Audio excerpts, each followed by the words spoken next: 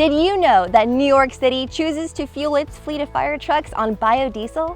Or that more and more houses on the East Coast are using biodiesel to heat their homes? People are catching on that this environmentally friendly and completely homegrown fuel is a step forward.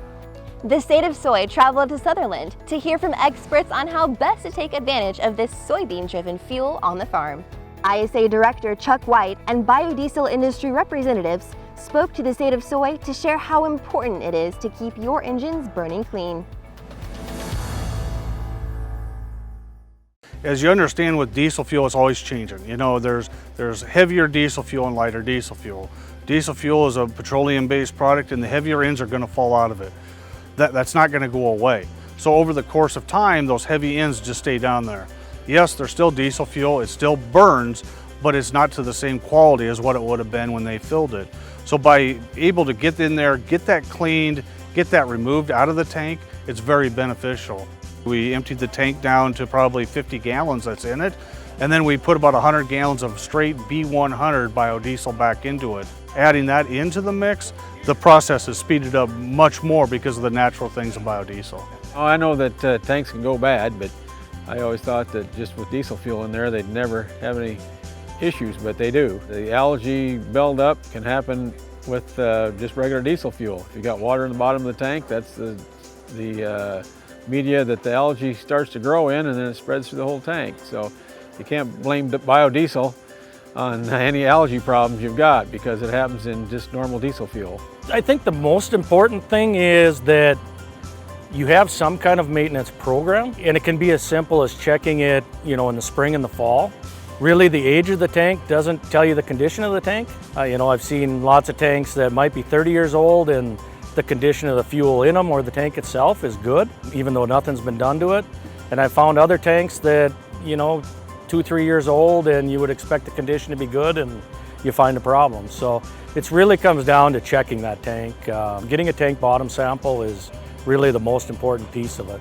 What we will see from people and from customers and that do not want to clean, they just say, hey, we're putting it in the tank, we're going to operate like we have in the last 20 years. Number one, they'll experience a higher number of filter plugging.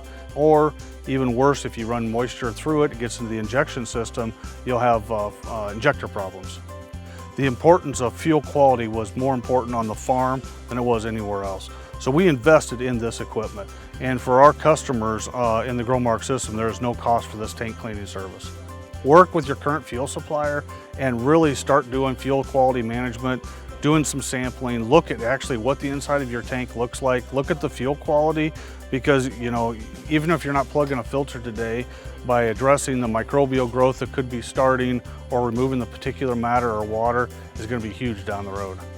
I'd like to see every supplier have biodiesel available. With the availability of tank cleaners and companies that are doing it and have biodiesel available at all times for their customers, I think that's going to push some of these other suppliers to look at using biodiesel as their major fuel source for them.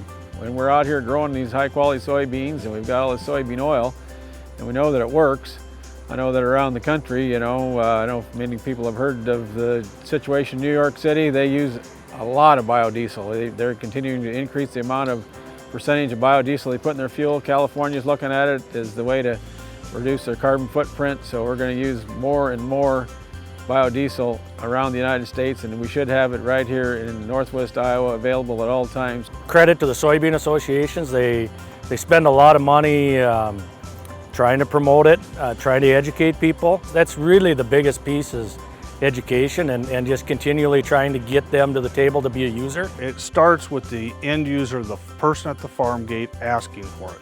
If the more customers who ask their current fuel supplier, hey, I want a higher concentration of biodiesel, they'll be more apt to get into this business.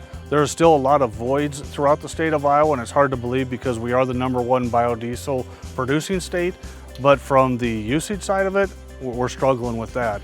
And the more of those producers that ask for that, then we will get more petroleum companies to start offering it here in Iowa. It's just good to see that Iowa Soybean Association is here as part of the presentation today, and that we're here to support our Iowa farmers and to make sure that we're using biodiesel everywhere we can.